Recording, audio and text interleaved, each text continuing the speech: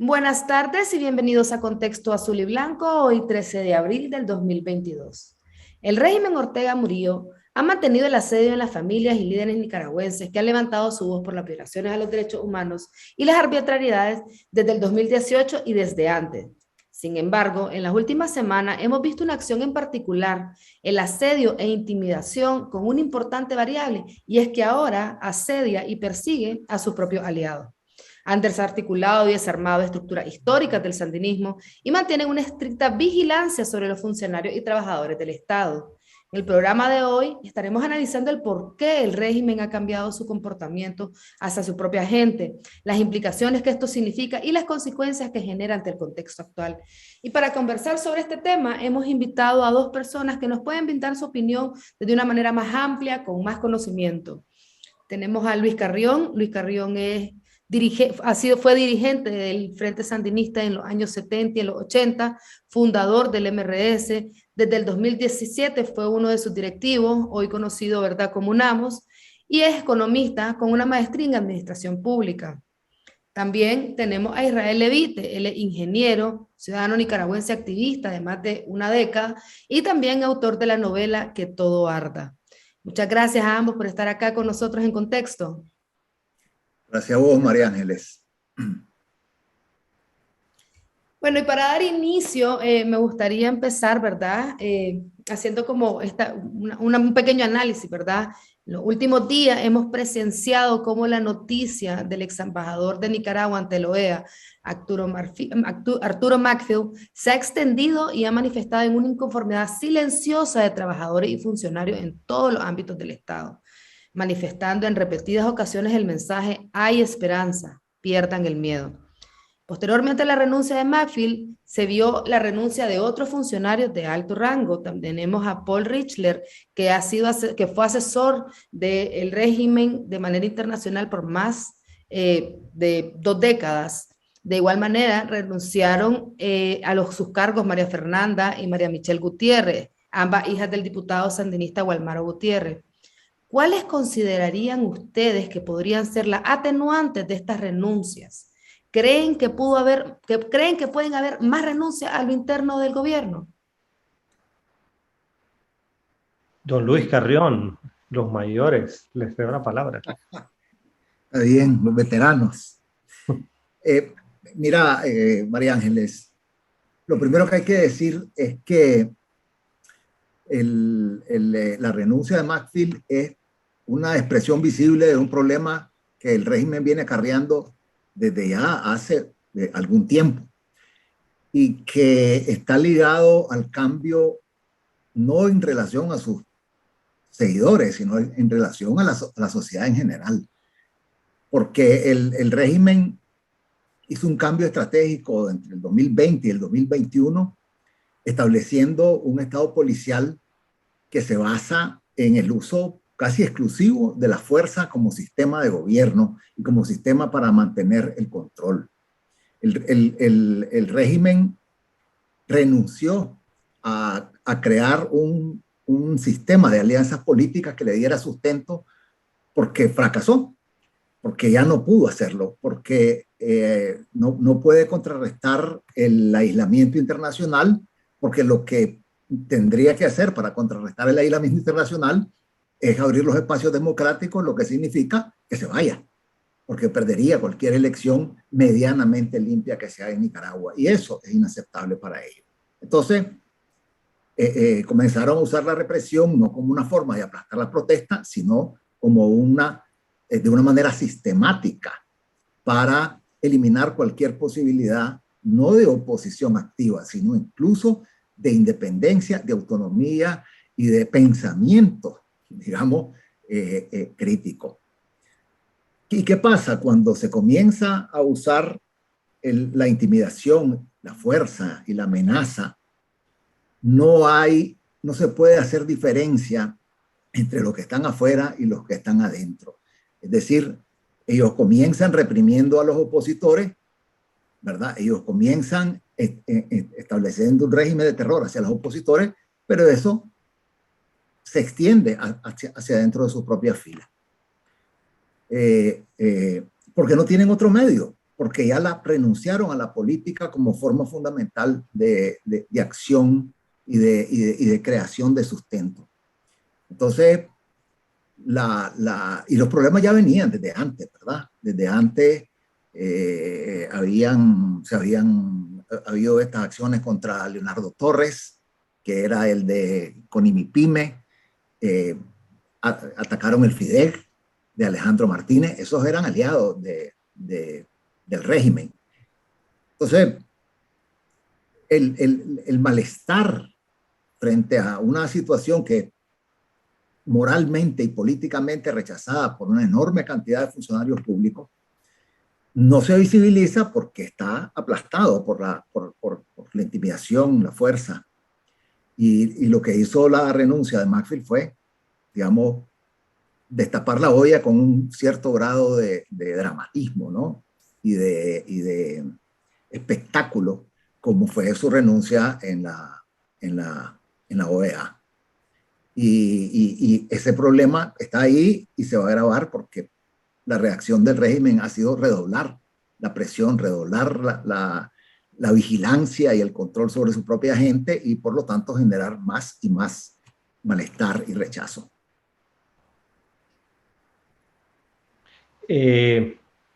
Por mi parte podría decir de que en determinado momento la dictadura contaba con una serie de recursos para mantener a diversos sectores relativamente contentos. Estaba en la plata entrando de Venezuela y había una indiferencia del gran público respecto al paulatino desmantelamiento institucional.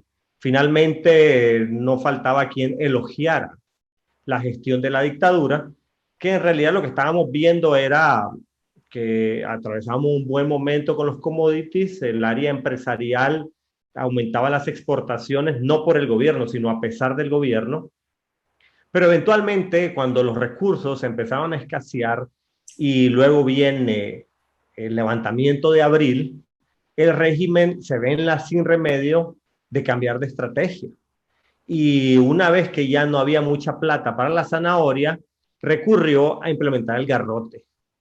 Y el garrote va para todos, para los opositores, pero yo diría que es doble para los traidores, como los llamarían ellos.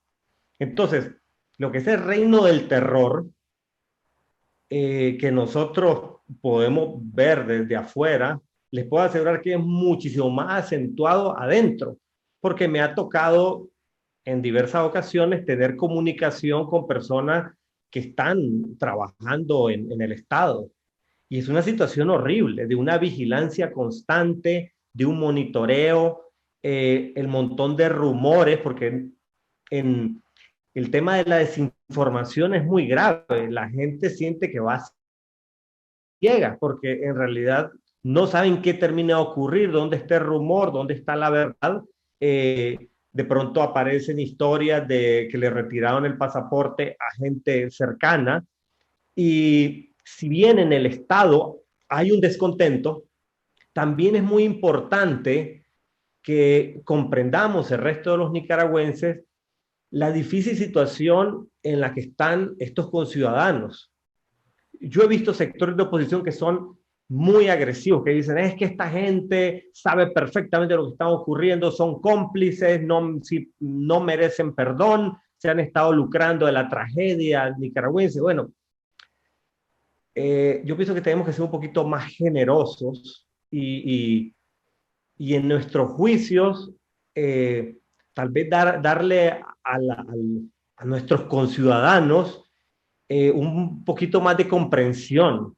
O sea, Maxfield, sí, hay gente que ve de menos lo que ha hecho, pero en realidad este hombre renunció a un buen salario, renunció a una situación privilegiada por ahora estar desempleado y poniendo a su familia en riesgo.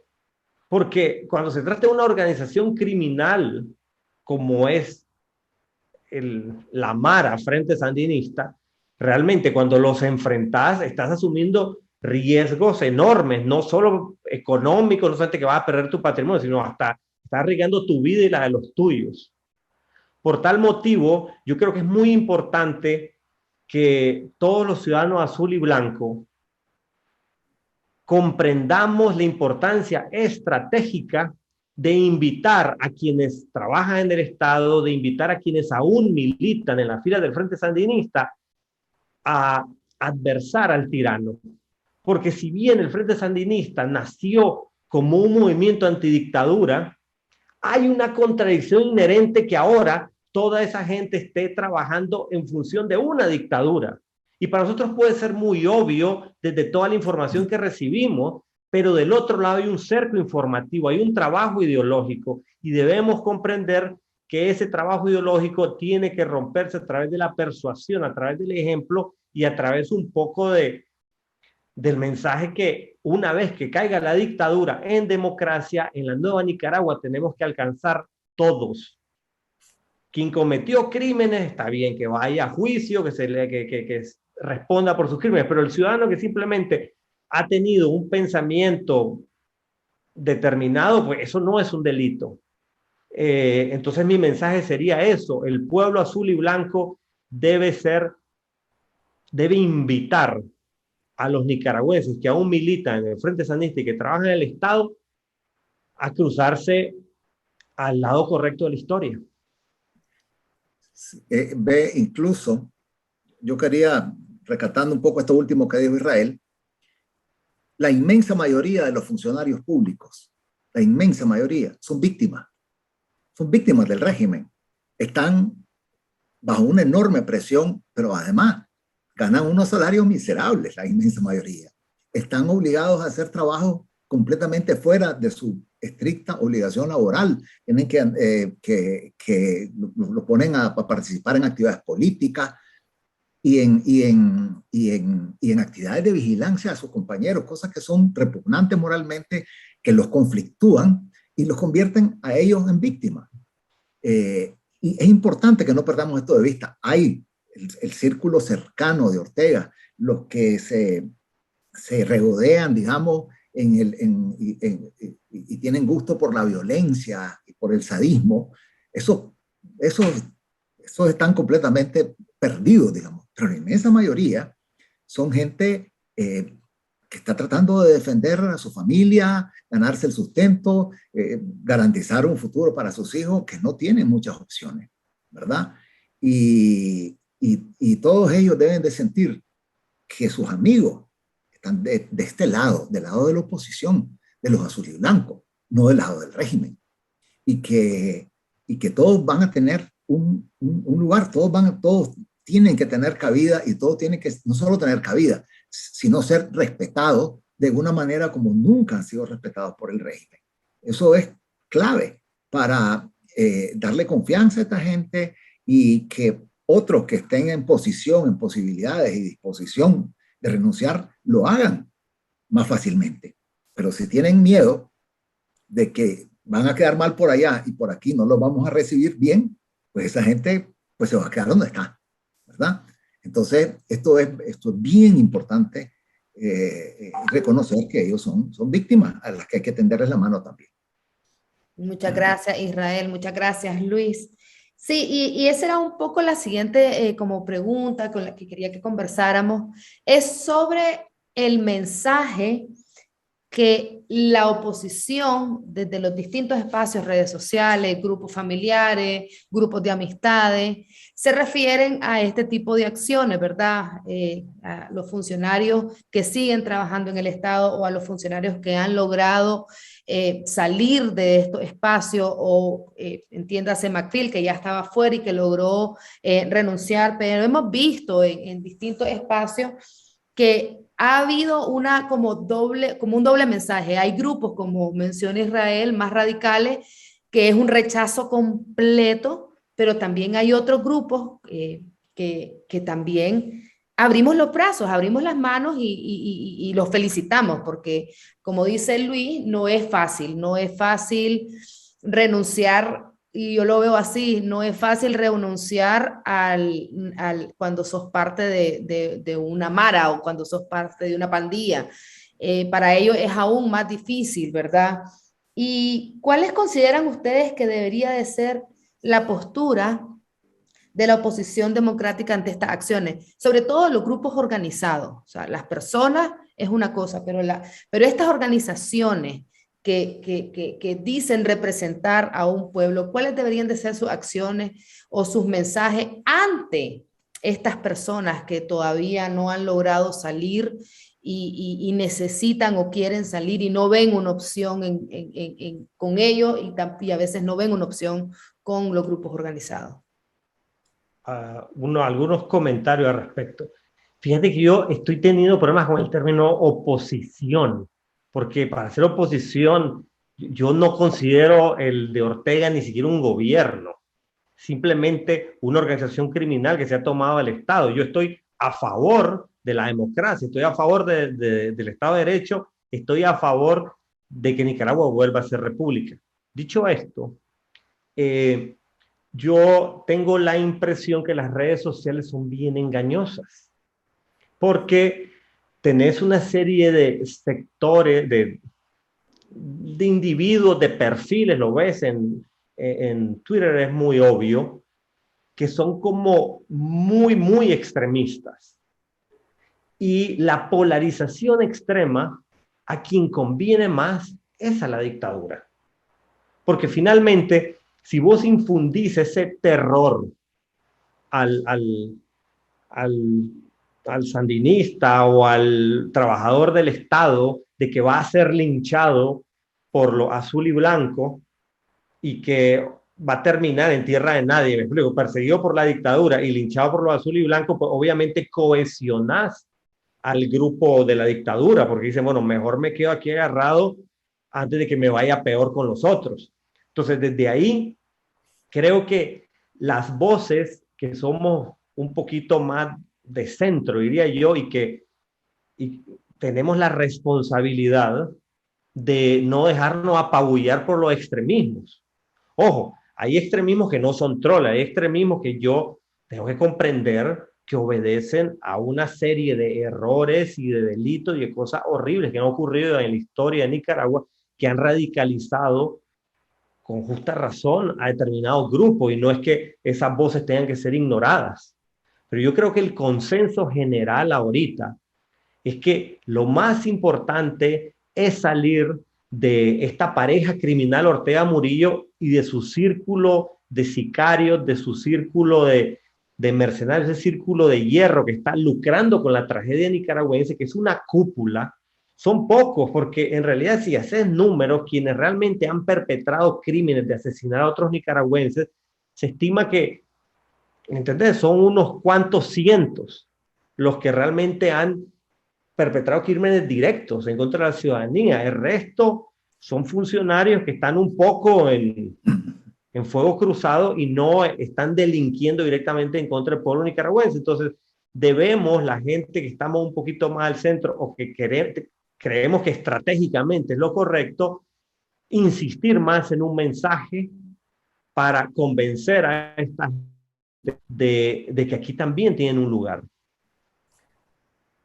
Sí, las redes tienden a exagerar los extremos, porque es el lenguaje más escatológico el que obtiene más likes, el que obtiene más seguidores. El lenguaje ponderado, las ideas moderadas, no son excitantes para muchos, y entonces se quedan rezagadas. Y como ahora en este mundo de las redes conseguir likes es lo más importante, pues se refuerza esa tendencia al extremismo. Pero si nosotros queremos construir una democracia y que no es suficiente salir de la pareja asesina y de su núcleo de sicarios, ¿verdad? Sino que hay que erradicar ciertos valores, ciertas prácticas que recurrentemente nos han traído a dictaduras en la historia de Nicaragua. Tenemos que, digamos, ir viviendo la democracia dentro de nosotros mismos, dentro de los movimientos que nos declaramos democráticos. Dentro de nosotros mismos tenemos que representar esa vivencia. Y eso implica el respeto, eso implica el lenguaje moderado en las circunstancias actuales, pero implica también una actitud frente a la justicia. Justicia, digo yo, y no venganza. Porque hay una gran confusión, ¿verdad? Y decimos que queremos justicia cuando a veces estamos hablando de que queremos venganza. La venganza solo nos puede traer de regreso al mismo ciclo del cual estamos queriendo salir. La justicia es que cada quien responda por sus acciones en base a procesos objetivos en los que se demuestren los hechos, se sancionen a los culpables, en base a unas leyes que probablemente vamos a tener que requerir en Nicaragua intervención de alguna comisión internacional ajena a todo el proceso, ¿verdad? Pero que, por otra parte, busca reconciliar a la sociedad. Es decir, la justicia debe ser el paso necesario para una reconciliación de la sociedad nicaragüense. Después de los 80, no hubo un verdadero proceso de reconciliación, no hubo un diálogo entre las partes que estuvimos enfrentadas en los años 80, ni se construyó una narrativa, digamos, en la que alcanzaran las dos partes. Simplemente se impuso una narrativa, la narrativa del que quedó en control de los aparatos de poder, en este caso, la narrativa del Frente Sandinista y de Daniel Ortega. Y la narrativa otra, la de los contras, quedó aplastada, olvidada, y eso crea resentimiento y una sensación de enorme injusticia. Pues ahora nosotros tenemos que encontrar la forma de reconciliar la sociedad, y no estoy hablando de encontrar el lado positivo de la historia de Daniel Ortega, porque en esa historia no hay nada positivo, ¿verdad? Estoy hablando de esta otra gente a la que se refiere Israel, que se sienten más o menos sandinistas y que necesitan sentir que tienen un espacio, que sus ideas pueden ser sostenidas en la futura Nicaragua. Y eso se lo tenemos que hacer sentir desde ahora, desde ya, en la manera como nos comunicamos, cómo nos relacionamos, cómo reaccionamos a las cosas que hacen. Y a mí me alegra que la renuncia de Macfield, por lo menos en la partecita de las redes que yo logro ver, generó mucho más apoyo y reacciones positivas que otras renuncias de años anteriores. O sea, yo siento que ha habido una evolución, que el movimiento por la democracia está evolucionando. Siempre van a haber extremistas, siempre van a haber gente que reaccione con el hígado, ¿verdad? Pero yo sí siento que hay una evolución positiva, que estamos madurando y que estamos cada vez más preparados para esta política de justicia y no de venganza, ¿verdad? De reconciliación y no de odio. Muchas gracias, Luis. Muchas gracias, Israel. Creo que ambos dijeron frases clave, y es reconciliación. Yo sé que son palabras que a veces como que nos generan un poco de repelo, ¿verdad? Por cómo lo utilizaron ellos en su sistema propagandista. Pero sí, la realidad es que Nicaragua necesita reconciliarse con ella misma. Los nicaragüenses nos necesitamos reconciliar con nosotros mismos, porque al final Nicaragua es para todos y para todas, no es para un grupo o para otro. Pasando a otro tema, ¿verdad? El sandinismo histórico. La semana pasada vimos cómo el Frente Sandinista desarticuló la estructura de sandinista histórico. Muchos de ellos están siendo acosados por la Policía Nacional, evitándose hasta reuniones entre ellos en sus casas, algo que ya nos ha pasado a todos nosotros, ¿verdad? Otro caso más extremo es el de Marlon Sáez, conocido como el Chino Enoch, quien denunció que fue visitado por sicarios camuflados en su casa de habitación, y quien de igual manera señala a Rosario Murillo como la responsable de querer acabar con el sandinismo histórico. ¿A qué consideran ustedes se puede deber esta decisión? ¿Y tendría la militancia histórica la capacidad de promover un cambio al interno del frente? Don Luis, le cedo la palabra a esta. Muchas gracias.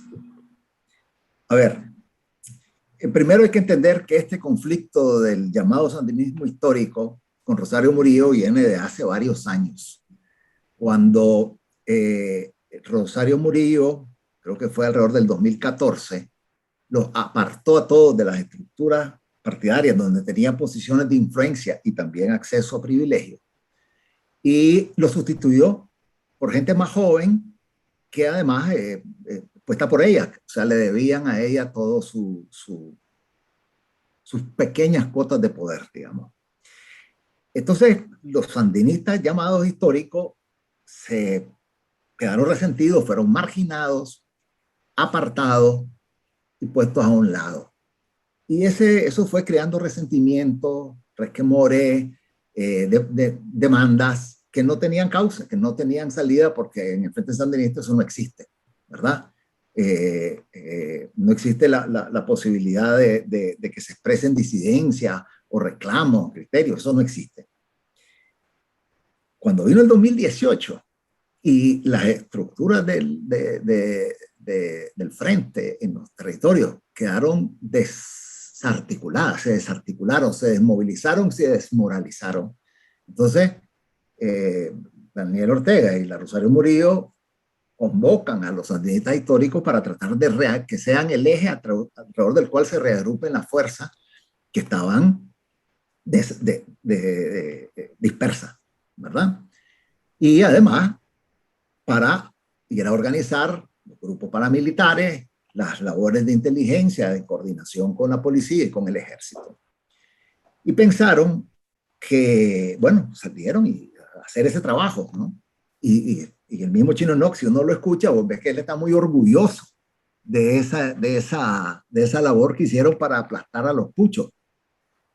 Y pensaron que habiendo demostrado que eran gente que tenían un valor, que podían aportarle a Ortega y a Lachayo en momentos críticos, pues iban a tener un reconocimiento, iban a volver a retomar su posición dentro de las estructuras de poder e influencia.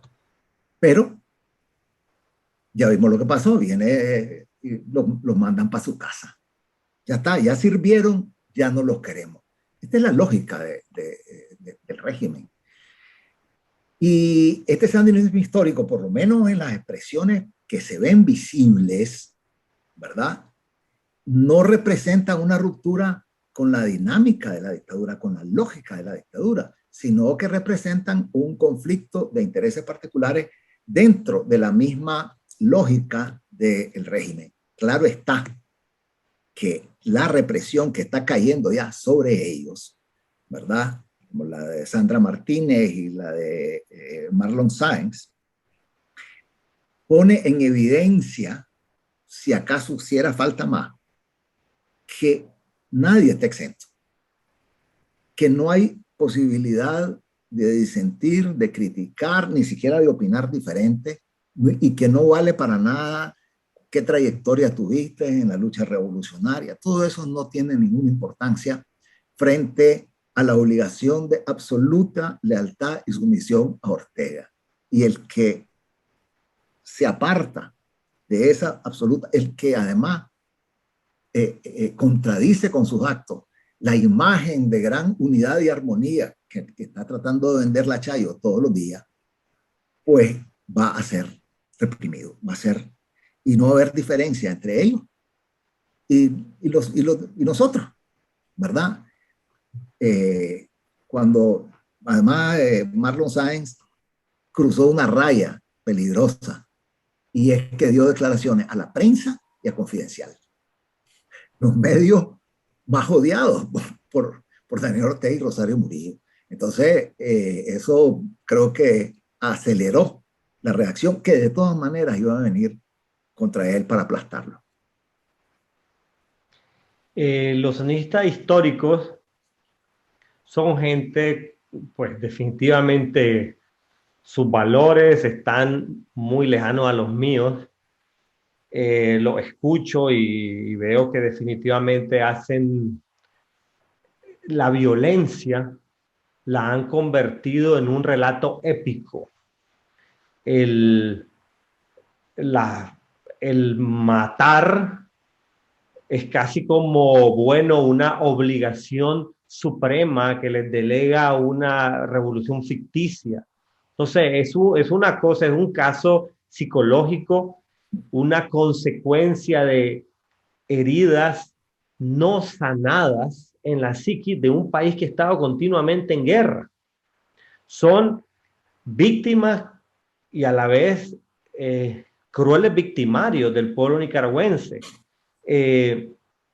Obviamente celebro que cualquiera de ellos se desprenda de la dictadura, pero creo que ahí tenemos que también ser enfáticos.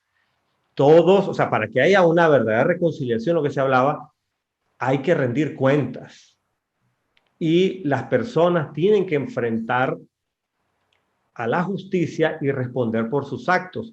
Yo no estoy diciendo con esto que todos los sandinistas históricos han sido asesinos. Eso no es exactamente así. Pero los que sí hayan sido, los que sí hayan cometido crímenes en contra del pueblo nicaragüense, creo que acorde al Estado de Derecho deben enfrentar las consecuencias. Y esto es por el bien de todos y también de ellos, porque cuando si llegamos a las mismas que ocurren en este país, porque en este país nunca termina de cerrarse nada, nunca termina de pagar nadie por nada, nunca se sabe ni cuántos muertos hubo en el terremoto del 72, por darte un caso, no se supo. ¿Cuántos muertos hubo en insurrección contra Somoza? No se supo. ¿Cuántos muertos durante la década de los 80? No se supo. Siempre termina todo así como en nebuloso y nadie es responsable y todo el mundo es responsable a la vez. Es una cosa muy perversa donde los culpables no pagan y terminan pagando también justos por pecadores. Entonces, en este aspecto yo sí creo que debemos de ser enfáticos. Si hay paramilitares que se le están volteando al régimen, bienvenido sea, pero eso tampoco significa impunidad y eso, pues no hay que tampoco venderle falsas expectativas ni a ellos ni tampoco genera una preocupación en el pueblo nicaragüense que otra vez se está proponiendo aquí continuar con un ciclo de impunidad que es el que nos tiene donde estamos. Ahora, que si los combatientes históricos van a ser capaces de generar una insurrección a lo interno del frente que termine con la caída de la pareja sanguinaria, no estoy convencido que sea un factor único, pero sí creo que suma. Y creo que el hecho que ellos, que sean tan fieles, estén visibilizando y estén sufriendo de este sistema perverso, es un síntoma de que todo eso está podrido por dentro y que la crisis es muchísimo peor de la que alcanzamos a vislumbrar nosotros.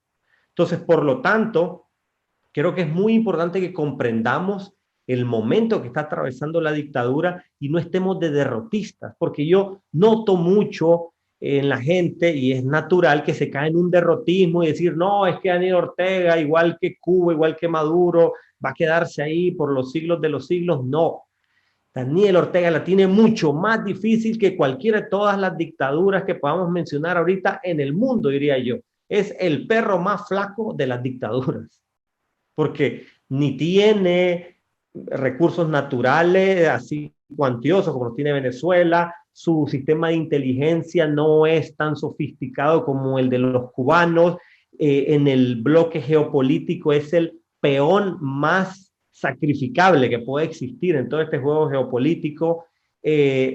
Su mismo partido no viene como, por ejemplo, en Cuba, que está estatizado todo. Aquí lo que tenés son una serie de millonarios, de tipos que han hecho mucha plata alrededor de Ortega y ahora cuando ya no empiezan a hacer tanta plata, pues no es que lo aman a Daniel Ortega. Y luego tenés todos los nuevos sandinistas como Wilfredo Navarro, Enrique Quiñones, Absalón Pastora. ¿Vos crees que esa gente es leal realmente a Daniel Ortega? Entonces, finalmente es un árbol podrido que puede parecer muy grande, pero en realidad está carcomido por dentro. Y partiendo de eso, nosotros debemos insistir en seguir empujando ese árbol que tarde o temprano se va a venir abajo. Yo quería resaltar otra cosita, María Ángeles. Claro, claro. Y es que hay otro sandinismo histórico, no solo ese del que hemos estado hablando hasta ahora, ¿verdad? Porque ahí en las cárceles de Ortega está Dora María Telle, y esa es sandinista histórica. En las cárceles murió Hugo Torres, sandinista histórico. Ahí está Víctor Hugo Tinoco, sandinista histórico. Es decir, hay un sandinismo histórico que tal vez es minoritario, es relativamente pequeño cuantitativamente, al menos en sus figuras más visibles, pero que rompió con este régimen desde hace muchísimos años y que ha estado haciendo una oposición activa al régimen y está pagando con prisión, con tortura, con exilio, igual que cualquier otro, ¿verdad? Y esa es otra pequeña dimensión de esa realidad de sandinismo histórico. Pero no hay duda, ¿verdad? Que el grueso, pues, la mayoría de ellos están ahí adentro aún. Y de acuerdo con Israel, que lo que estamos viendo son síntomas de descomposición. Es decir, este es un cuerpo en descomposición. Si los que supuestamente son sus más fieles, sus más antiguos, sus más firmes y leales a lo largo de los años, están en la situación en que están y están siendo reprimidos y están teniendo que denunciar. Bueno, Chino Enoch dijo que temía que le pusieran droga en su casa y que se lo llevaran a llevar preso, y que responsabilizaba al gobierno de cualquier cosa que le pudiera pasar. Entonces, pues ves que ahí no hay lealtad de nadie con nadie. Ahí lo único que hay son intereses, y los intereses que predominan son los intereses de la pareja. Y el que se oponga o amenace, aunque sea en apariencia esos intereses, lo van a aplastar, ¿verdad? Hasta que el cuerpo no resista más. Y entonces van a empezar a hacer cosas que no podemos predecir con exactitud en este momento, pero la descomposición se va a hacer más visible y a lo mejor yo no descarto que pueda haber incluso niveles de violencia dentro de ella. Sí. Muchas gracias. Me gustaría también hacer una pequeña anotación. Dale.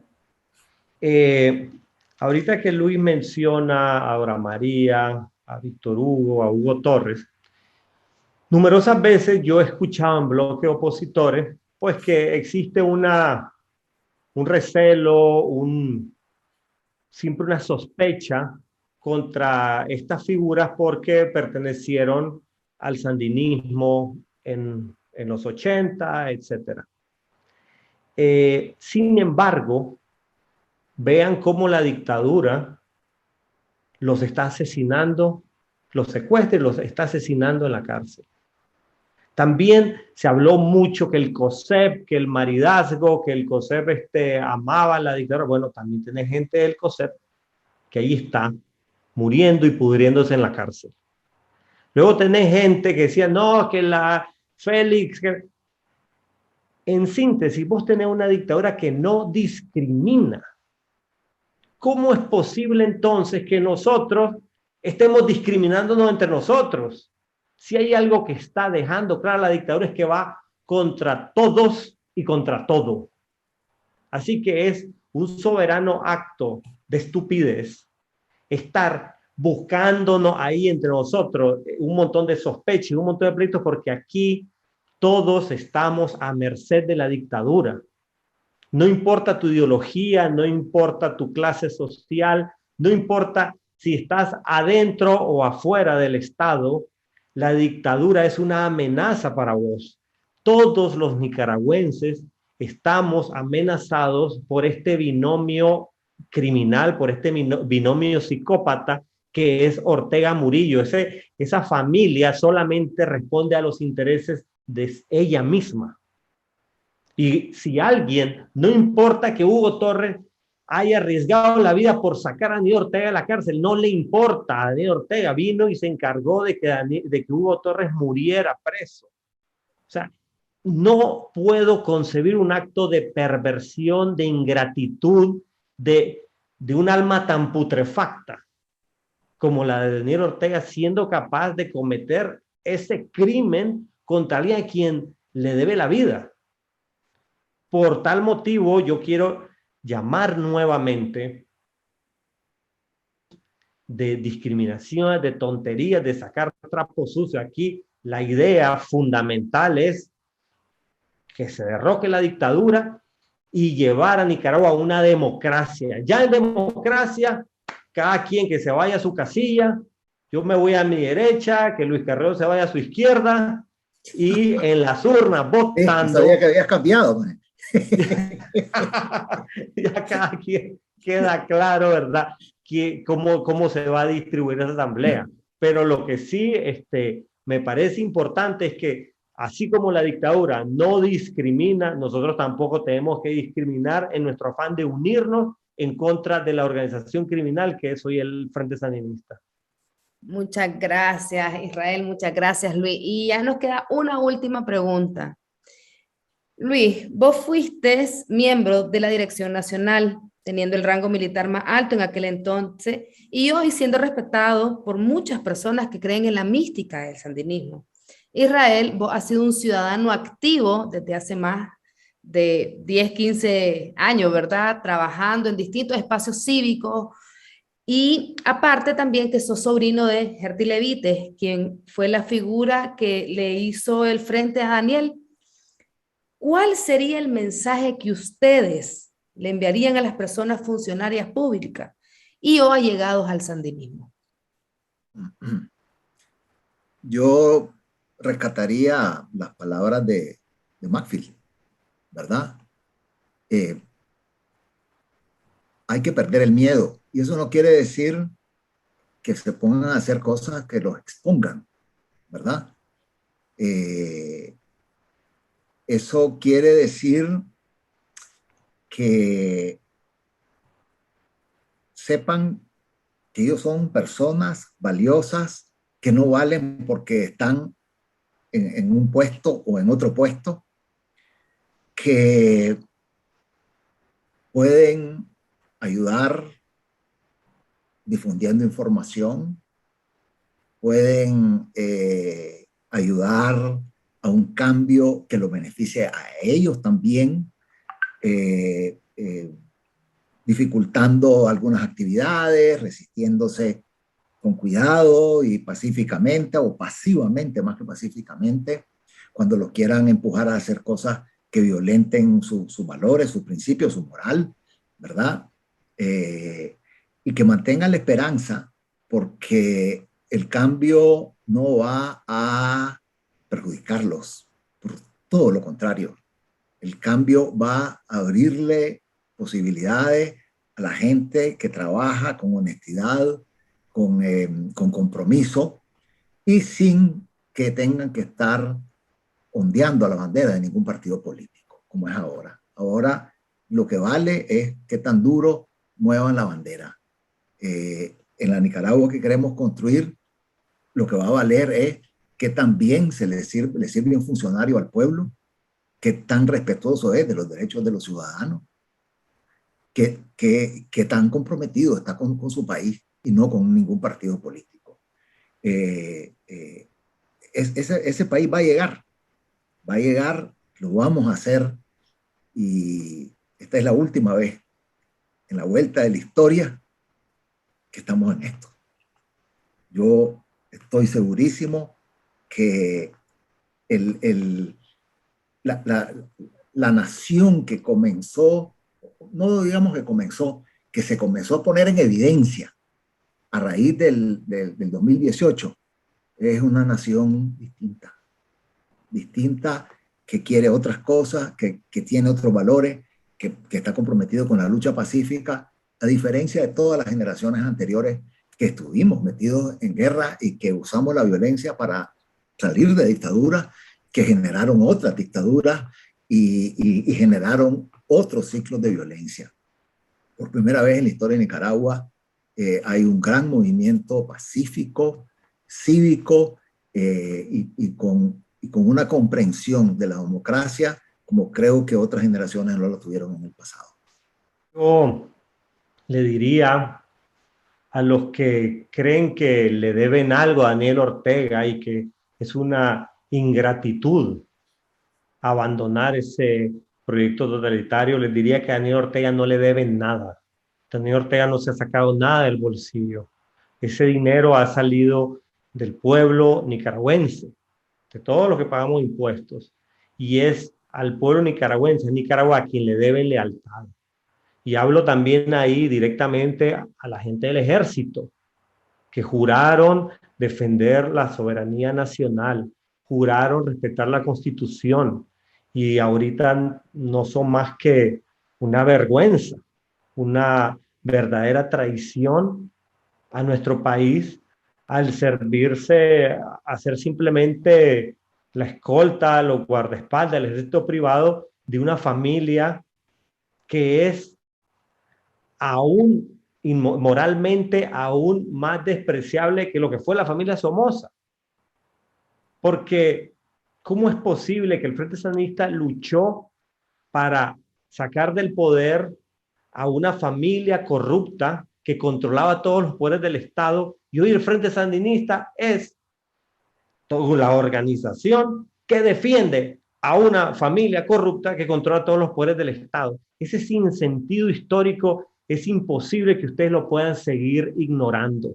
Si en realidad han creído en algún momento que el Frente Sandinista tenía una función liberadora para Nicaragua al enfrentar la dictadura de Daniel Ortega, es hora de que se den cuenta y que despierten que esa función es más necesaria hoy que nunca. Hay que acabar con la dinastía de los Ortega Murillo, o dinastía potencial, pues el proyecto de ellos, no lo conseguirán. Hay que terminar con ese proyecto de inmediato y abrir paso a una democracia que nos conviene a todos, porque la prosperidad va a regresar a Nicaragua, porque el respeto a las leyes, el respeto a la dignidad de los seres humanos va a poder retornar a Nicaragua una vez hayamos terminado con esta oprobiosa dictadura. Muchas gracias, Luis Carrión. Muchas gracias, Israel Levite, por haber estado acá con nosotros. Muchas gracias sobre todo por esos mensajes. Creo que más mensajes como los que ustedes están dando son los que necesita Nicaragua. El recordarnos que Nicaragua es para todos, sin importar ideología, raza, género, que todas las personas cabemos en Nicaragua. Y rescato ese mensaje que diste, Israel, en donde nadie le debe nada al gobierno, porque somos nosotros mismos quienes pagamos impuestos, somos nosotros mismos los que pagamos por las calles, somos nosotros mismos los que pagamos por el agua, así que nadie le debe nada al Estado. Muchas gracias a ambos nuevamente por estar acá con nosotros. Seguiremos en más programas y haciéndoles más invitaciones para seguir alzando la voz y seguir dando este tipo de mensajes que son los que Nicaragua está necesitando. Buenas noches. Muchas gracias, María Ángeles. Buenas noches, muchas gracias a ambos y también le agradecemos a todas las personas que nos están sintonizando y recuerden siempre enviarnos sus dudas, consultas y comentarios a los datos que aparecerán en pantalla. Buenas noches. Buenas. Buenas noches.